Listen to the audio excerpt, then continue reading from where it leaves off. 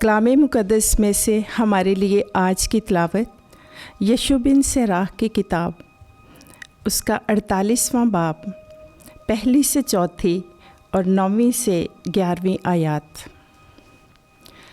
तब इलियास मबऊस हुआ जो आतिश की मानिद नबी था और जिसका कलाम भट्टी की तरह जलता था।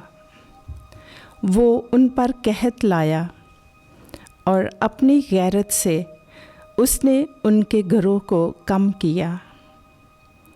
उसने खुदावंद के हुक्म से आसमान को बंद कर दिया और 3 दफ़ा वहाँ से आग नाज़िल कराई। ए इलियास, तेरे मौजज़ों के बाइस तेरा जलाल क्या ही अजीम है, और किसका फ़ख्र तेरे फ़ख्र की मानिद है। और तू आग के बगौले में आतिशी घोड़ों की गाड़ी पर ऊपर उठाया गया। तू नविश्ते के मुताबिक मुकर्ररा वक्त के लिए आमादा है, ताकि खुदावंद के गज़ब को थमाए और बाप का दिल बेटे की तरफ माइल करे और याकूब के कबाइल को बहाल करे।